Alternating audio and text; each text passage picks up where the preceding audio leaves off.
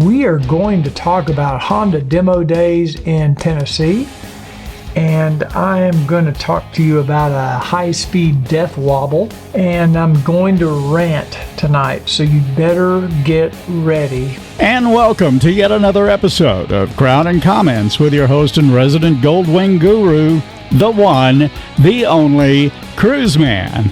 Brought to you by Cruiseman's Honda Goldwing Maintenance Videos. Hey everybody, welcome back to Crown and Comments for August 2025. Now I know it's been a month since I've done one of these, but I swear every time I do it, it seems like it was just last week I did this. Yeah, am I the only one that time seems to be flying? I think I mention that every time. By the way, thank you, Dawn, for the introduction. And now I'm going to go through the news, and then later I've got some other cool stuff I want to talk about. And this is going to be, I don't know, kind of an interesting episode. So I'll warn you again before I get into my rant on technology. So be prepared for that. So Honda demo days, I was out in Chattanooga, Tennessee, just this last weekend, and I was out there on Friday afternoon, Saturday morning. Very, very pleased to see the turnout. A lot of guys showed up. I had people that drove in from out of state or rode in from out of state, they say, just to meet me. I really appreciate that, and always feels good when people want to come see you, meet you. Some of the people I had met before at Goldwings and Glizzy's when I was out there in April or March or whenever it was. So it was just really, really nice to get a chance to shake hands and put faces to names. A lot of you are people who put comments in on these videos, and it's just been really, really great. So thanks, guys, for coming out. For those of you that aren't aware of Honda Demo Days, it was last weekend at Honda Power Sports, Southern Honda Power Sports in Chattanooga. And it's this massive dealership. It's the largest Honda Goldwing dealer in the country. And Honda had their truck there. They did demo rides for everybody. In fact, I've got a video on this where I talk about this. So if you're interested in that, I'll put a link to it up here in this video so you can check it out later if you want to. The next bit of news, and this one really, really hacks me off. I've seen a couple of different ads on Instagram for a helmet light that is almost a direct ripoff of the break-free helmet light. I mean, it looks identical. Now, the first ad I saw on this product, the picture they were showing, I mean, it looked like they had just taken a picture of the break-free helmet light and scratched off the name break-free. I mean, it looked that similar. Now they're kind of using a cartoonish, and not animation, but more of a cartoon illustration of a helmet light. But they've ripped off the design of Break Free. And you know, I know Alex at Break Free. These guys developed this product. It's an American company. They spent the time and the money and the energy. They were on Shark Tank. That didn't work out so well for them, but nevertheless, you know I'm a big supporter of Break Free. I use it on my helmets. I don't ride any motorcycle without the Break Free helmet light on. Those of you that know me, you know I'm telling you the truth. You'll always see me with the Break Free helmet light. So it really hacks me off when some other company, probably located in another country, my guess, steals a design or an idea. Maybe they bought one and reverse engineered it, and they come out with one that looks just like it. They're so non-innovative, they can't even change the design. It just really hacks me off. So I would ask as a favor that if you see this product online, do not purchase it. Purchase the real deal. Purchase the Break Free if you're going to purchase one. I'll put a link in the description of this video for Break Free. It's breakfreetech.com/cruiseman. You get a $10 discount. I am a Break Free affiliate. just so you know. So it does benefit the channel if you buy through that link. If you don't want to buy it through that link, you don't have to. I'll also put a link in the description of this video where you can buy it on Amazon through my Amazon affiliate account. Or just go to Break Free and buy it, and I won't get anything. But at least you have the safety of having this light on your helmet. Okay, I've got my notes here. I just checking off, got the Break Free done. Just a quick update. Some of you know we were in Iceland for about 10 or 11 days and had a great time. It was cool. It was nice. It never got really below 40 degrees when we were out during the day. We had beautiful weather. We were very lucky. And if you're interested in that, it was a cruise. We got on board in Reykjavik, Iceland, and we sailed to Greenland. Not many people in Greenland, not many people go there. It was one of the places on our bucket list. So we wanted to see Greenland, and we did, and it's absolutely amazing. I had no idea they had that many glaciers and all, but anyway, it's pretty amazing stuff. So if you're interested in that sort of thing, you can check out my other channel, Cruise Report, on YouTube, or cruisereport.com, the website. We will have some videos going up pretty soon. Okay, so that's the Iceland trip. We got back just a couple of days before the Honda demo days in Tennessee, and that's why I didn't ride the motorcycle out to Tennessee, because it takes me 2.5 days to get out there. I am not a 1,000 mile a day rider like some of these people. It takes me a couple of days, 2 or 3 days, plus I had the jet lag and everything, so I just went ahead and flew out. Some of you may know we had a Pathfinder LED sequential turn signal drawing where you could enter to win a free Pathfinder LED sequential set of sequential turn signals. And they've just come out with a new version. It's brighter. They now offer it in a smoke lens as well as a clear lens. I have the smoke lens on my Goldwing. I really like it. And I think it looks good on the white. I don't know on the white if it makes a big a difference, but if you had like a 24 model black and gray, the smoke would really look cool. So I like the smoke. That's just me. So that drawing ended today. I have selected a winning entry. I have notified the winner that was picked from the drawing. They're picked at random through Gleam.io. I'm still waiting to hear back. They have 7 days. This person has 7 days to respond, to let me know that they accept the prize, and to let me know if they want a smoke or a clear lens, because you get to pick. And if I hear from them within the next 7 days, I'll probably shoot out a little video mentioning who it is. I don't want to mention anything until I actually hear from them. So if you entered to win these Pathfinder LED sequential turn signals, you better check your email. You might have an email from me congratulating you. Make sure you check your spam email too. So check that, and we'll make sure you get your winning prize if you are the one that was selected. Okay, other little bit of news, and then we're going to get on with the rest of the show. I've got my Crown Royal here. That's why we call this Crown and Comments. This is my personal favorite adult beverage. Put in the comments down below, what is your favorite adult beverage? And it does not have to be alcoholic in nature. It could be tea, coffee, Dr. Pepper, Coke, anything. Sprite, I guess, Mountain Dew. I'm sure we've got some people from Mountain Dew country.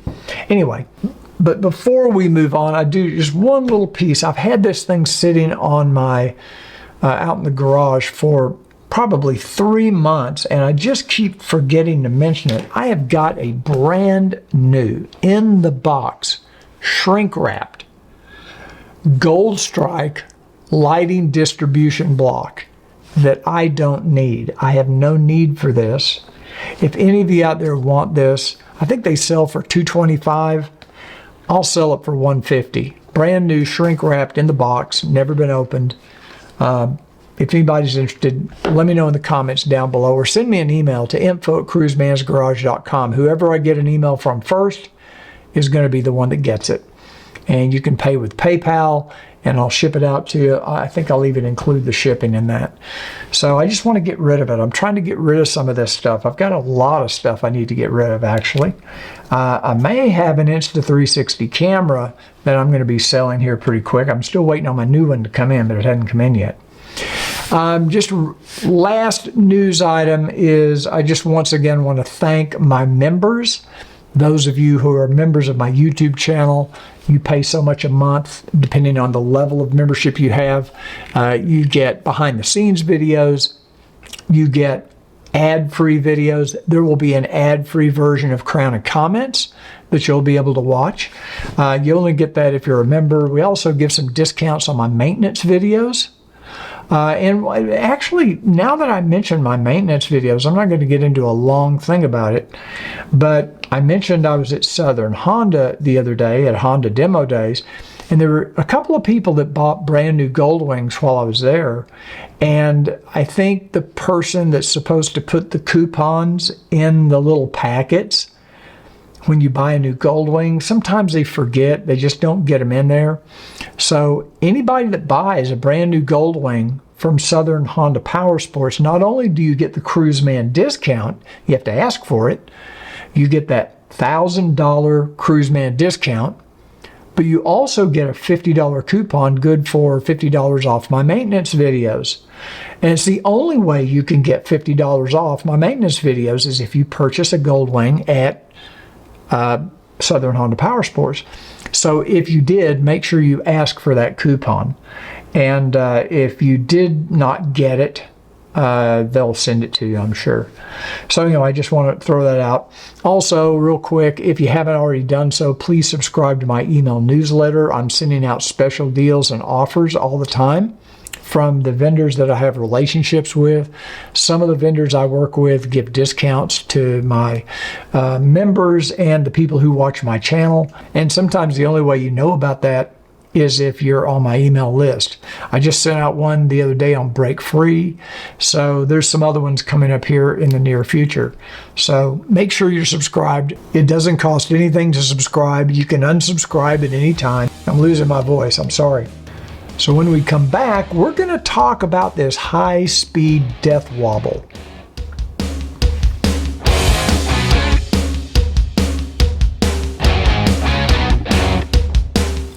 Hey everybody, welcome back to Cruiseman's Garage and Crown and Comments for August 2025. Okay, some of you may follow Doodle on a motorcycle. It's a young lady who rides motorcycles. She'll ride any motorcycle. She's been through tons of training. She's a very accomplished rider. I think she's ridden cross country on her Triumph. And recently she put out a video that I think it was last April. She was riding a motorcycle on the highway and she ended up, and she had her GoPro camera running at the time. And you can see it. I'll put a link to the video. I'll put it up here and in the description of the video. She ended up in a high speed, or I don't know if it's high speed, but a death wobble. I don't know if you're familiar with this, where the handlebars just start going side to side. They keep going faster and faster. You're about to see my first crash in 10 years of riding. And I wouldn't know it until days and weeks later, but it's the accident that would halt my riding until I didn't know when.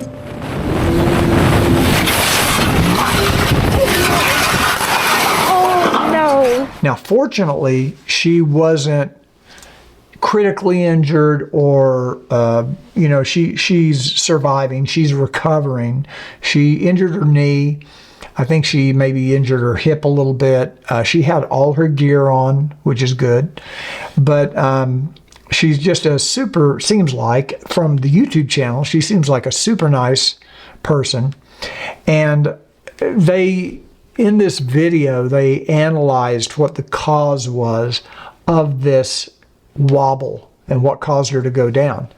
And I thought it was suspicious at the time that an experienced rider, she was only going about 55, 60 miles an hour. And the road to me looked fairly good. It didn't look bad at all. So then the other day I came across a video from YAMMIE NOOB. Now somebody out there, probably most of you, may subscribe to YAMMIE NOOB. I think he's in Austin. And he was giving his take on what he thinks happened with this high-speed death wobble. And my first reaction when I saw the video, I was surprised when the crash investigator never mentioned the motorcycle. They never mentioned that as a potential issue. And I thought that was kind of interesting myself.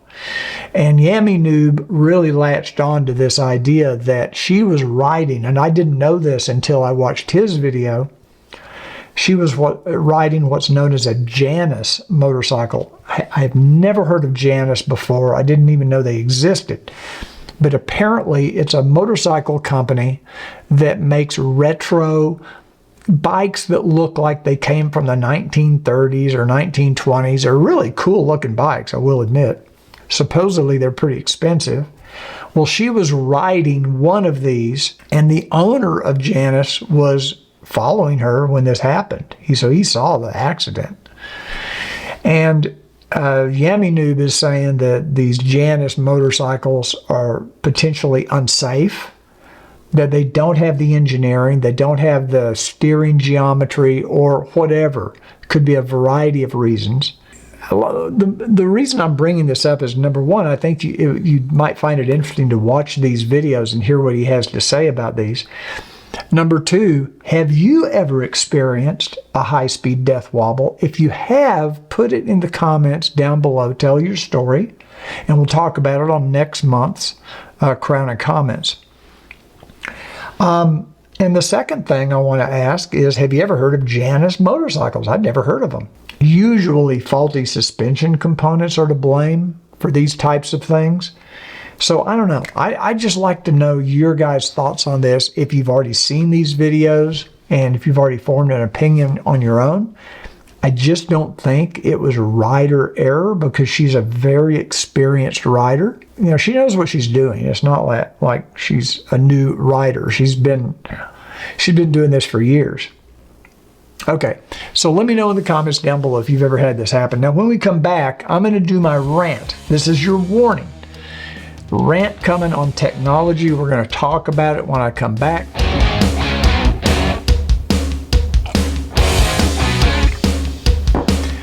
Hey everybody, welcome back to Crown and Comments. August 2025. I'm Cruiseman, and we're going to talk about technology. I've already warned you, so these are my opinions, okay? Nobody else's.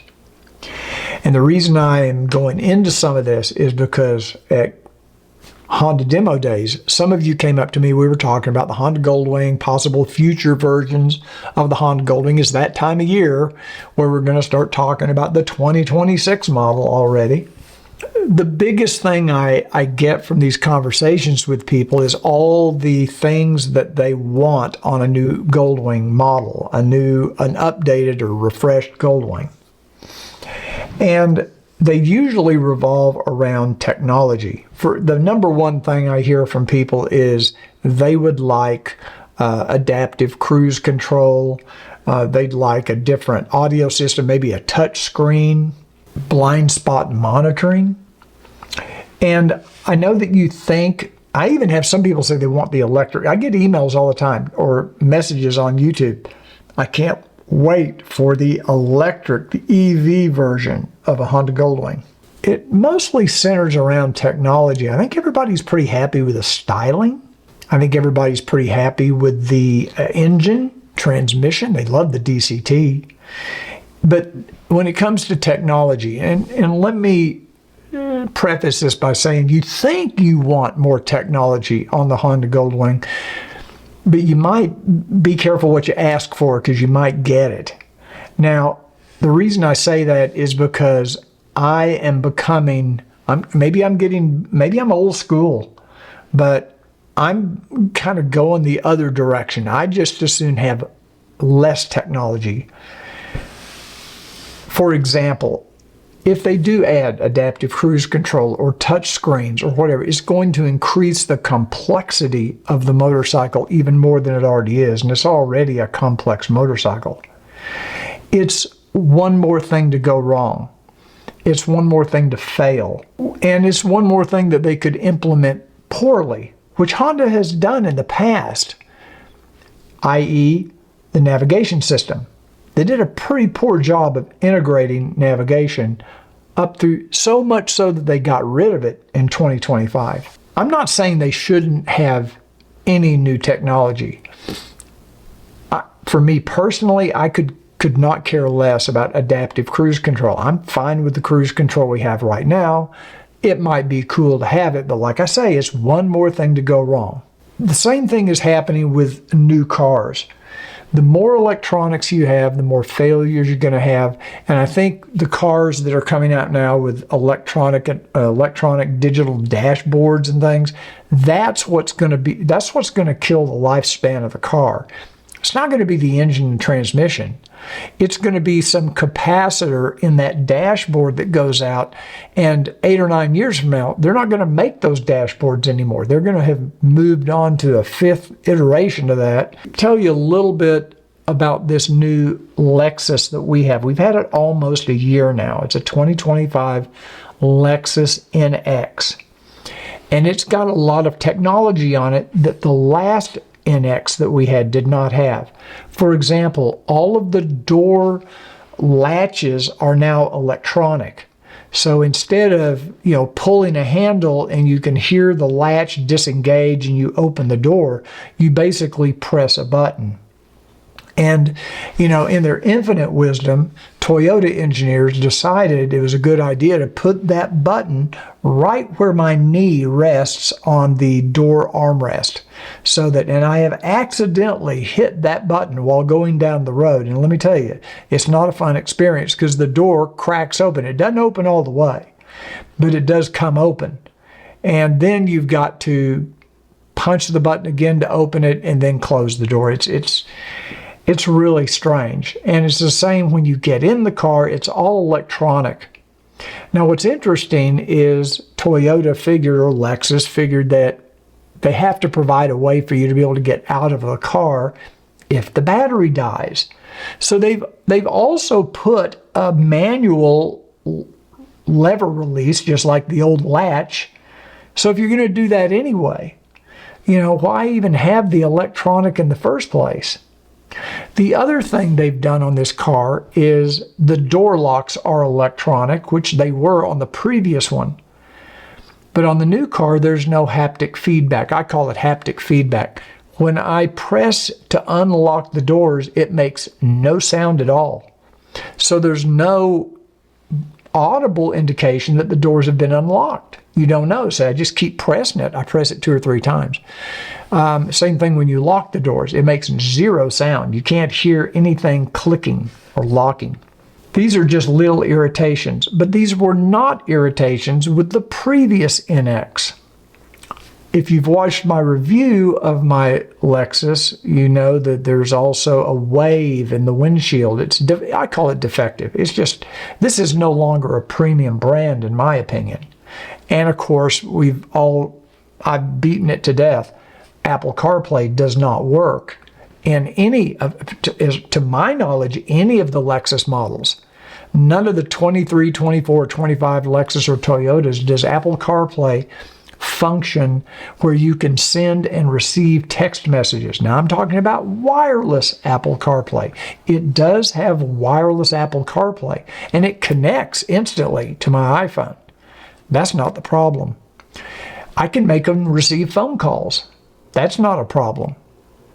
The problem is when I go to send or receive a text.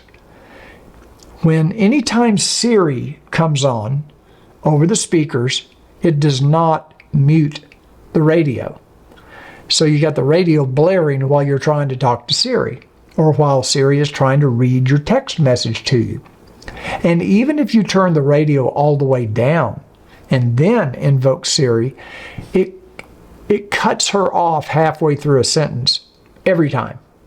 I can duplicate it every time. My Lexus dealer says that this is an issue with every new Lexus.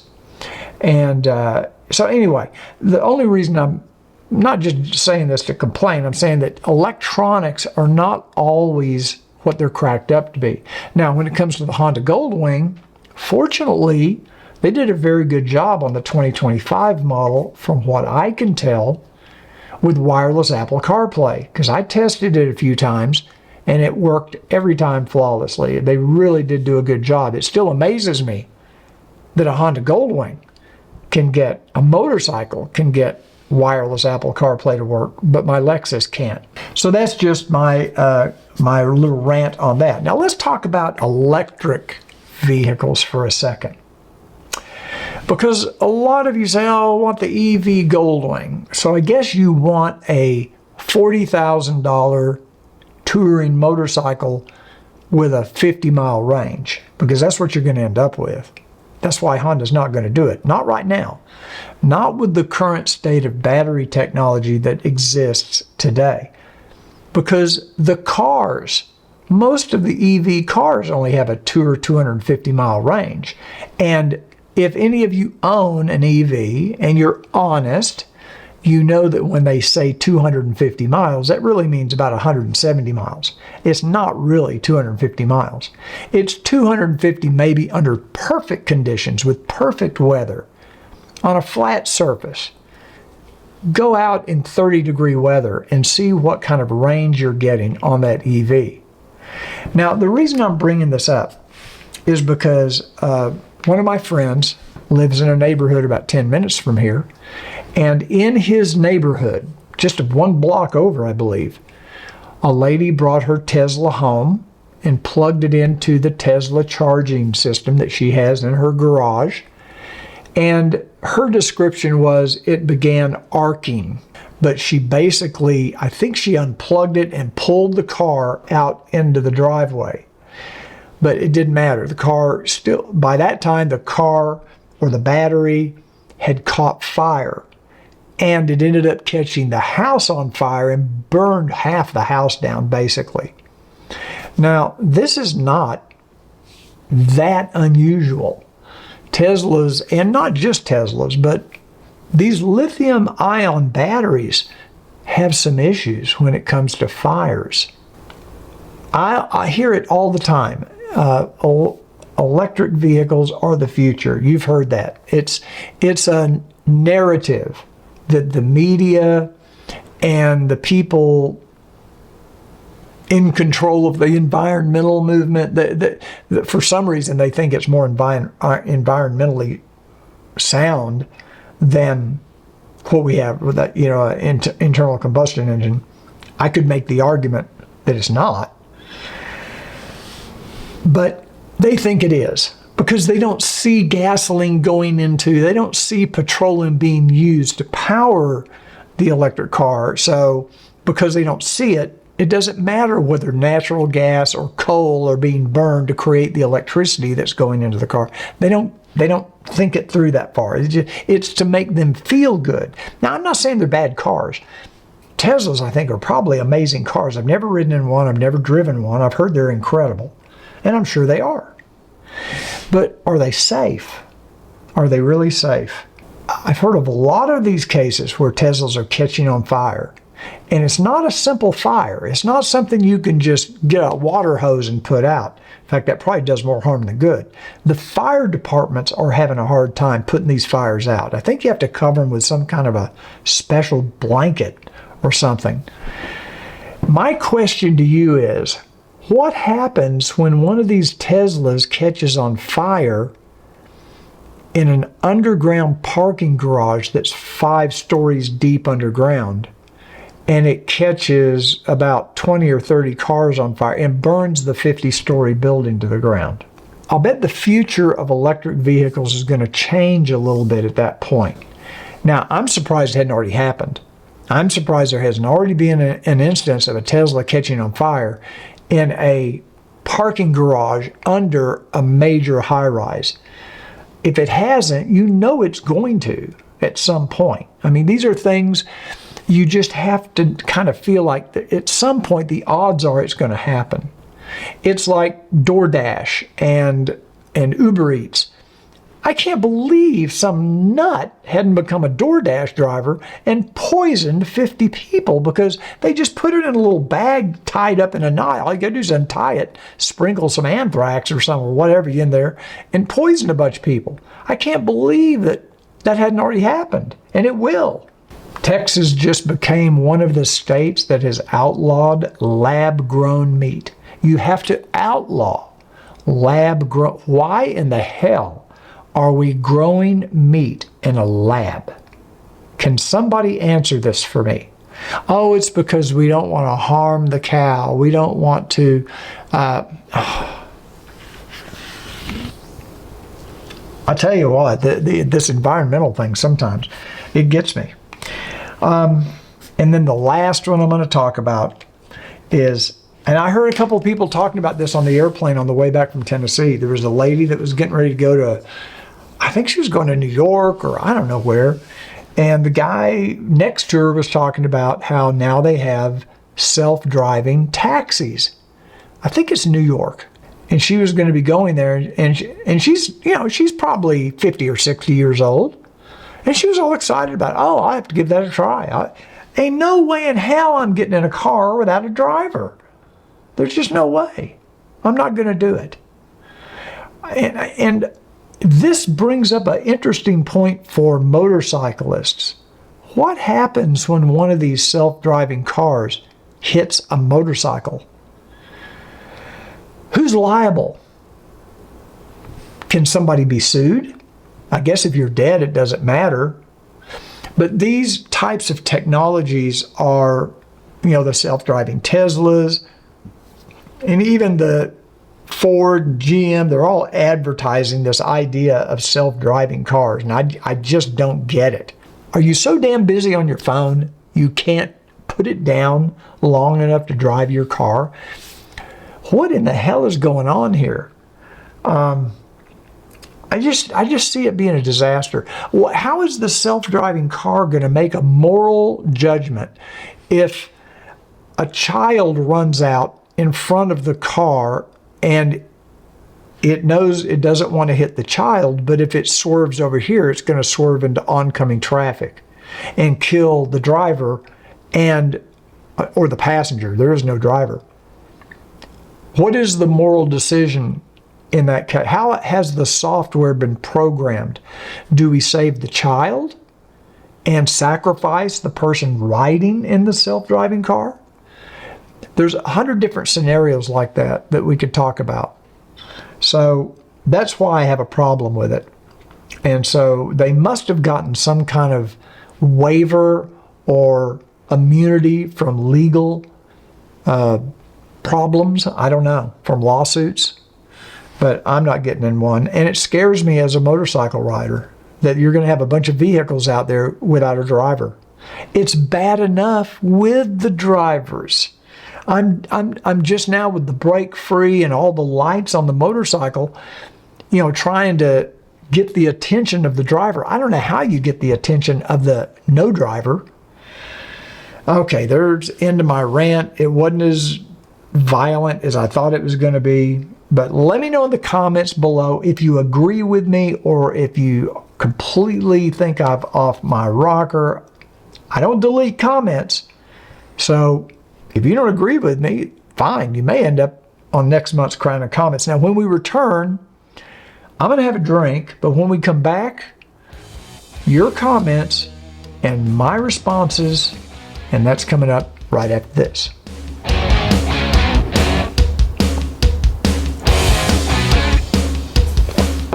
Hey everybody, welcome back to Crown and Comments, August 2025.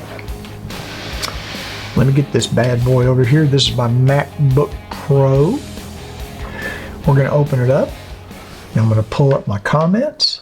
And what I do is I just go through once a month and I look for what I think are the most interesting questions or comments. Okay, let's get started. Our first one is from Meba. And this is the oil change video I did on the NT1100. Meba says, still working on the floor like a caveman. Okay, I guess that's a reference to the fact that I don't have a motorcycle lift.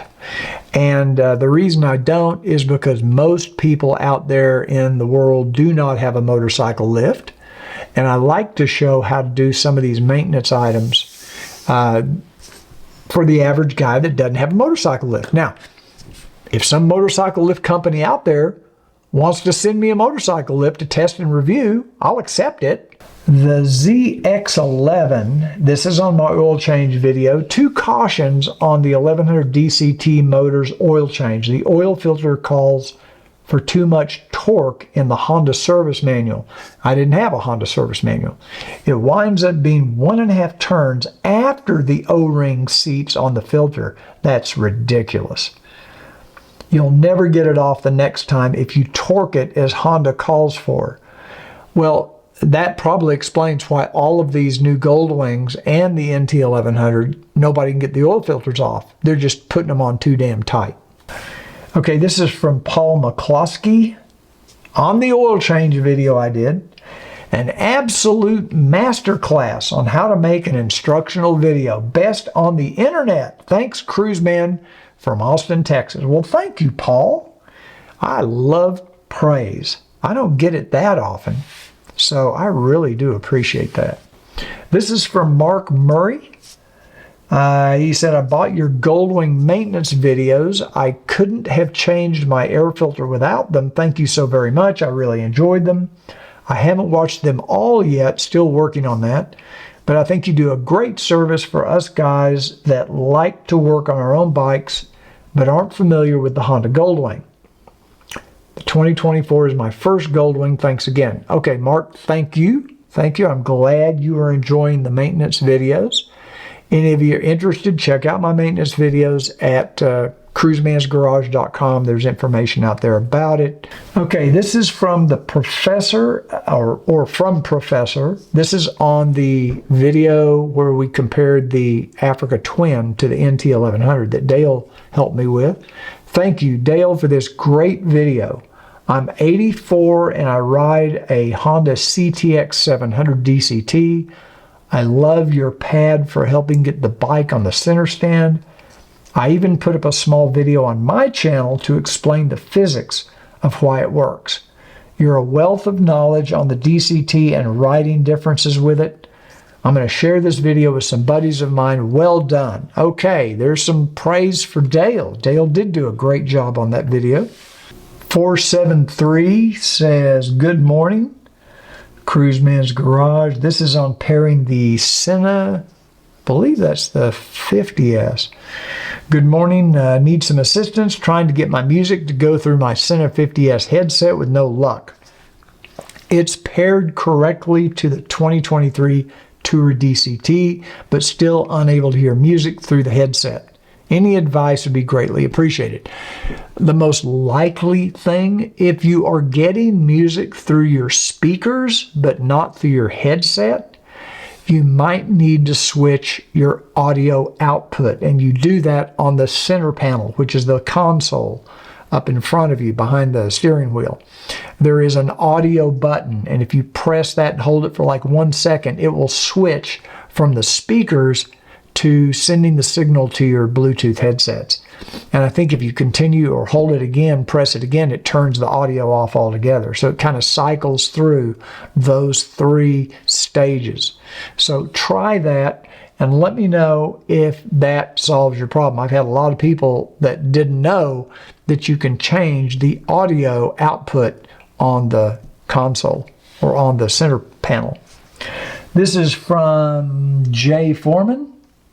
This is on the video that I did with Jeff where we installed the Pathfinder LED spoiler on his bike. Great video. I just got my spoiler light and saddlebag lights installed and I didn't break a single tab. Thanks for your efforts in making these videos. Well, thank you. I'm glad you enjoyed it and I'm glad you got that installed. Now I've saved the best for last because this is kind of a sad story here, and some of you guys out there that own a Trike are going to relate to this. This is from Paul Glover. He sent me an email. He said, hello, I'm Paul from Hattiesburg, Mississippi. I follow your channel, enjoy. This is a long one, so bear with me. I wanted to share my experience with my 2018 Goldwing Trike DCT with around 10,000 miles. Not many miles. Love the Trike, but had a catastrophic failure 2 weeks ago. After a hard stop, the bike shut off. When I cranked it back up, it would not go into drive. It just kept shutting off. After much pushing back and forth, I got it to slip into drive, but could tell it did not like it. My thought was to slowly run it through the gears, hoping it would work itself out. Instead, it exploded. Took it to local Honda dealer, and it's in pieces. I think it means Honda Corporate. Instructed them to take the DCT and the engine apart. I have the extended warranty coverage, but they don't know if Honda will cover it or not. Should know more on Tuesday. When the dealer told them the symptoms, the first question they asked was is it a trike? Their justification for not covering it are the extra pressures involved in moving two wheels. Yeah, we all know that's probably BS. They wanted more information before making a final decision. I don't know how they will determine what caused it though, because everything is toasted, which makes me think this is not an uncommon problem with trikes. Have you heard of other trike owners experiencing this? Word needs to get out so people know about this if it's a common problem, especially if it doesn't get covered under warranty. By the way, estimated the full rebuild would be around $10,000, which will mean a total loss on my part because I'm not willing to spend that just to wonder if it's going to happen again. Wow. Okay, trike owners, put your comments in down below if you've ever had this experience or if you know of anybody that has had this experience. Now, we have a pretty good reach on this channel. So it sounds like Honda is using the trike as an excuse to not cover this under warranty. But if with all the viewers we have out there in the Cruiseman's Garage universe, if nobody else has had this happen, or maybe one other person has had this happen, then it's likely, and I know guys out there with trikes that have 75,000 miles or more on them, not 10,000 miles. So let me know in the comments down below. Have you ever heard of this? Has it ever happened to you? Do you know of anybody it's happened to? I'd be real curious. Now, I got an email today from Paul, a follow-up email. Happy Tuesday to you. Here's the end of the story. Last week, I received word from a local Honda dealer that the warranty claim was denied. The reason given, the trike is the problem. Such an easy excuse. I went to the next level and pleaded my case. Made the point that the last people to have their hands on the DCT was Honda doing the DCT bolt recall. Interesting. Told them that I had not heard of this happening to any other trike owner. Anyway, long story short, Honda will not do anything. Repair cost is around $10,000. We've weighed our options, decided to sell the busted Goldwing trike back to the dealer for $15,000. Anyway, I thought you and your audience should have this information. I guess if my biggest problem is a blown up DCT, I don't have many problems. Well, he's taking it better than I would. I'd be pretty damn upset. Concerns me when he said the last people to touch the bike was the Honda dealer that did the bolt service. Because if that bolt service was done wrong and that bolt sheared again, or maybe they didn't replace the bolt, who knows? Who knows? Nobody knows. You wouldn't know unless you actually were the one digging into the engine to find out what caused this. Have any of you had any issues like this with warranty claims on trikes? Now, let me tell you, a trike should not void your Honda warranty. From what I've heard, anyway.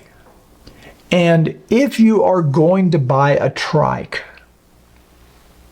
in my opinion, you definitely should buy it from a Honda powerhouse dealership. Don't buy it from some other dealer. If you're going to buy a new trike, buy it through a Honda powerhouse dealer. Now, why? Why should it be a powerhouse dealer? Because a powerhouse dealer, they have a little more stroke, a little more leverage with Honda than just some dealership that sells 4 different brands and sells Honda as one of the 4 brands. That's just my opinion. I don't know if that's true or not. But I am speculating that a powerhouse dealer that sells a lot of Goldwings is probably going to have a little bit more leverage in getting these warranty issues dealt with. I may be wrong about that. It may not make any difference. But that's just my opinion. That's just my speculation. My gut tells me that. What do you think? Put in the comments down below. I'm really curious to know what you think about that. Okay, last email is from Kenton Clues. Great vid, Chris. Yes, Super Phil saw your video earlier today. He has a flip phone, so I don't think he can leave comments, so he asked me to make a few corrections. I talked about, this is Million Mile Phil, and I talked about in my last video that I met Million Mile Phil, and I made a mistake in talking about his Honda Goldwing. Okay, the front tire is not a car tire. I said it was a car tire. I misspoke. It is a Bridgestone Battle Axe sport bike rear tire. I have one on my 02 wing. It still has tread left at 50,000 miles. I sold Phil the idea of these tires. He now has 73,000 miles on his front tire. I thought he said he had 30,000. He's got 73,000 miles on the front tire. Now, he did say it's starting to show some signs of cupping, but my God, after 73,000 miles. And it still had tread. I looked at it. I think I've got a picture of it. He has gotten as high as 60,000 on a Dunlap E4, I think he means Dunlop, E4 rear. Yes, I know it sounds like a fish story, but he really has gotten that many miles on a rear tire. He weighs 175 pounds, rides 63 miles per hour, and never takes off fast. My theory is that the tires only have one heating and cooling cycle every 275 miles, which is what his daily average is, plus the aforementioned factors. There are many motorcyclists that have the health, money, and free time to ride, but no one I've heard of that loves to ride the big road, which is what he calls the interstate, as much as Phil. I tried to induct him into the AMA Motorcycle Hall of Fame 3 years ago, but no luck. Maybe you could try. Thanks again for all you do for the wing community. Well, Kenton, and by the way, you can go to Kenton Clues' channel. I'll put it on the screen. How you can get to that YouTube channel, because he's got a lot of videos about Million Mile Phil. I talked about him in my last video. The guy is a beast on the motorcycle. Million Mile Phil deserves, he's in the 50th anniversary Honda Goldwing book, but he deserves to be in the Motorcycle Hall of Fame. And we're going to see if we can't start some sort of a campaign.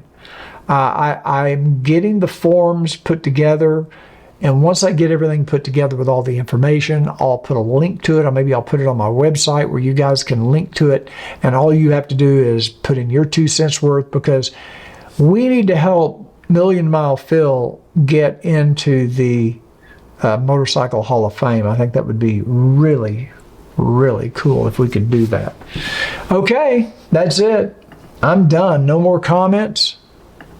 No more rant. That's it for August 2025. Thanks for joining me. And we've got some beautiful weather this week. It's going to be in the 70s in the morning all week long. So I'm anxious to get out tomorrow and do a little riding. And so if you have any questions, put them in the comments down below. Thanks for joining me. And don't forget what I always say. Ride often, but ride safe.